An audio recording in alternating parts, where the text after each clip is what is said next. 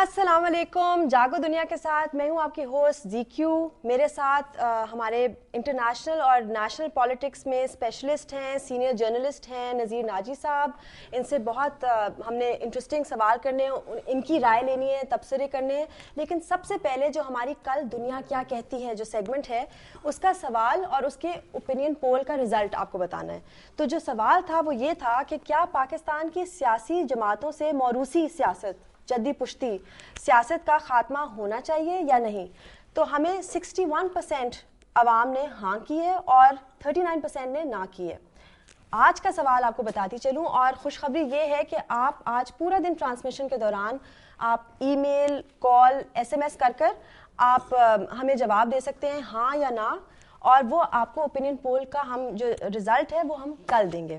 تو آج کا جو سوال ہے دنیا کیا کہتی ہے، اس کے اندر ہے کہ کیا ترقیاتی کام لوکل سطح پر ہونا چاہیے یا نہیں ہونا چاہیے؟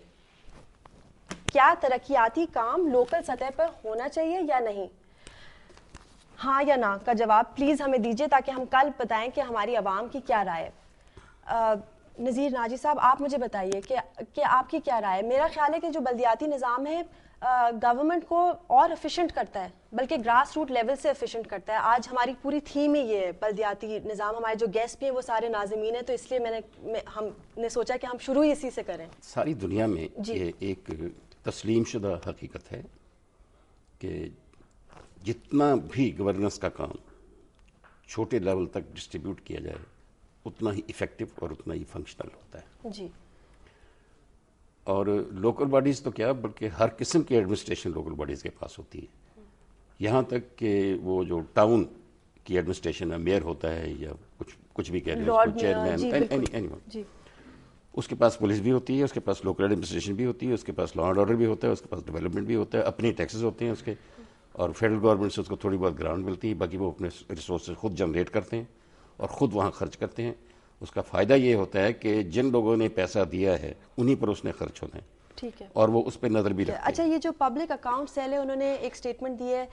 یہ تو ہم جانتے تھے کہ جنوری سے گیس یوٹیلیٹی میں سرچارجز بڑھنے والے ہیں، کہ وہ انکریز آنے والا ہے، لیکن وہ دسمبر کے بجائے، وہ جنوری کے بجائے دسمبر میں شروع ہو گیا ہے. اب جو پبلک اکاؤنٹ سیل ہے وہ کہتے ہیں کہ یہ صرف اور صرف اپنی جو ان کی لاپرواہی ہے اور سستی ہے، اور جو بھی انہوں نے مطلب کہ جو کام کرنے تھے اور نہیں کیے اس کو کور اپ کرنے کے لیے کیا. لیکن پھر عوام کیوں پسے؟ دیکھیں جی، عوام دو طرح سے پستے ہیں. جی. ایک ہماری جو ایڈمنسٹریٹو جو ہے فالٹ وہ، جی. اور دوسرا تھیفٹ، اور تیسرا بھی حصہ ڈال لیں کرپشن. بالکل جی. یہ تو ظلم ہے. لیکن دوسرا جہاں پر ریٹس کے بڑھنے کا سوال ہے وہ ہے کہ انرجی کے جو ریٹس ہیں وہ انٹرنیشنل مارکیٹ فورسز متعین کرتی ہیں. جی. اور ہم ان کے پابند ہیں. جتنے بھی ہمارے معاہدے ہیں، بالکل مختلف جو کمپنیاں گیس نکالتی ہیں، تیل نکالتی ہیں، یہ ہم امپورٹ کرتے ہیں، وہ سب کے ریٹس جو ہیں وہ انٹرنیشنل جو لیول ہے ریٹنگ کا وہ اس پر ہوتے ہیں. اس کے تحت ہمیں بڑھانے پڑتے ہیں. کمپنیاں بڑھا دیتی ہیں، ہم کمپنیوں سے خریدتے ہیں، آگے ہم بھی بڑھاتے ہیں. لیکن ہمارے ساتھ جو سب سے بڑا ظلم ہو رہا ہے وہ یہ ہے کہ ہمارے ہاں چوری بہت ہے، انرجی کی، گیس کی بھی، بجلی کی بھی. اینڈ پیٹرسن امریکی سفیر آئی ہوئی ہیں پاکستان. بولٹن مارکیٹ کے مطلب یہ جو تاجرین ہیں جو افیکٹڈ ہیں ان کے لیے انہوں نے 1 ارب روپے بھی گرانٹ دیے ہیں جو بزنس کاؤنسل کے تھرو ڈسٹریبیوٹ ہو جائے گی. آپ کا کیا خیال ہے یہ جو مطلب کہ کچھ اس کے ساتھ کچھ اٹیچ تو نہیں ہوگا؟ کیونکہ ہم نے دیکھا ہے ڈر کے کہ جب بھی کوئی امریکن گرانٹ بھی ملتی ہے، لون کو تو چھوڑ ہی دیں، تو اس کے ساتھ کچھ نہ کچھ کنڈیشنز ہوتی ہیں اٹیچ.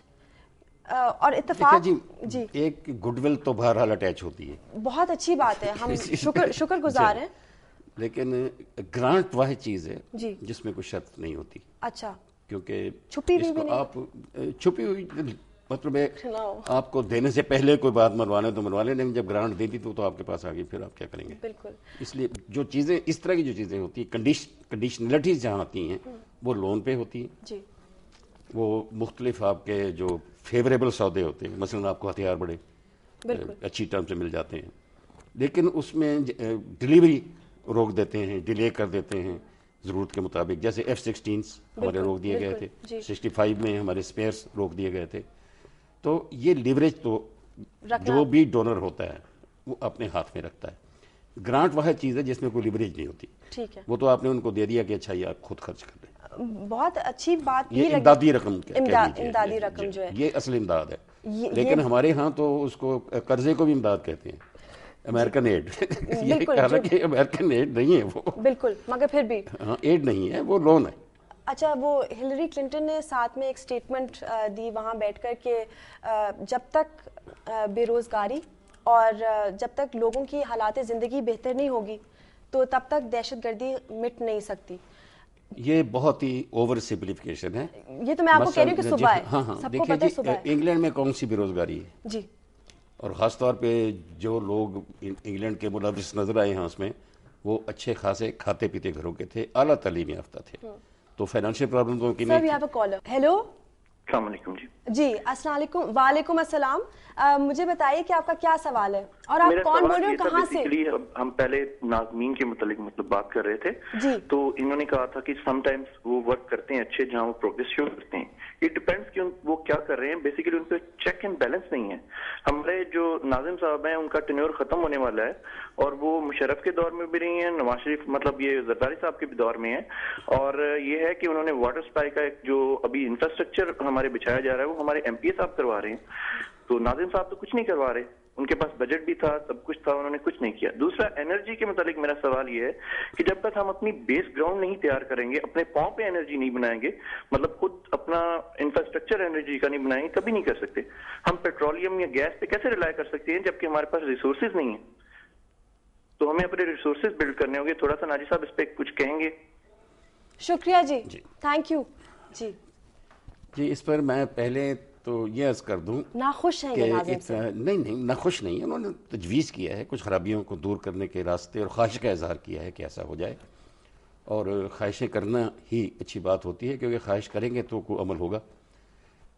بات یہ ہے جی کہ پہلے تو ہمارے عوام کو یہ سمجھنا چاہیے کہ انرجی کو اتنا سادہ کام نہیں ہے. آپ سب لوگ جانتے ہیں کہ ایران بہت تیل پیدا کرتا ہے, لیکن یہ عام لوگوں کو پتہ نہیں ہے کہ ایران تیل امپورٹ کرتا ہے. اچھا, کیونکہ اس کے پاس ریفائنری نہیں ہے. تو تیل جب ریفائن ہو کر آتا ہے تو اس کو ایران واپس امپورٹ کرتا ہے. اسی طرح ہمارے ہاں سمجھا جاتا ہے کہ ہمارے ہاں گیس بہت ہے, ہمارے ہاں یہ تیل ہے ضرورت کے مطابق نکال سکتے ہیں ہم, لیکن انہیں یہ پتہ نہیں کہ گیس دریافت ہو چکی ہوئی ہے اور بے شمار کنویں ہم کھود چکے ہیں لیکن وہ کیپ کر دیے گئے ہیں. کیپ کیوں کر دیے گئے ہیں کہ گیس نکال کر اس کو کنزمپشن کے قابل بنانا جو ہے ڈومیسٹک یا انڈسٹریل, اس کے لیے بہت بڑی مشینری اور بہت بڑا سیٹ اپ چاہیے ہوتا ہے. وہ لگے گا تو گیس استعمال میں آئے گی. دوسری چیز جو ہے میں نے پہلے بھی عرض کیا تھا کہ انرجی کے ریٹ یہ انٹرنیشنل جو اکنامک سسٹم ہے اس کے تحت متعین ہوتے ہیں, ہم خود نہیں کر سکتے. کیونکہ تیل ہو یا گیس ہو اس میں ملٹی نیشنل بھی انوالو ہوتی ہیں, ریفائنریز انوالو ہوتی ہیں, ڈسٹریبیوشن سسٹم جو ہے وہ آتا ہے, پھر یہ ڈسکور کرنے والوں کے اپنا ایک رائلٹی ہوتی ہے, اس کا حصہ ہوتا ہے. یہ ساری چیزیں مل کر انرجی کے ریٹس کو ڈیٹرمن کرتی ہیں. اور کافی کمپلیکیٹڈ ریٹس, پوری چیز ہی بہت مگر سر لیکن میں جو اس میں ایک اور چیز ہے کہ ان ریٹس کے ساتھ ہماری حکومتیں جو ہیں وہ اپنے جو انکم کو اٹیچ کر دیتی ہیں. یہ بالکل غیر تجارتی اور غیر ذمہ دارانہ طریقہ ہے.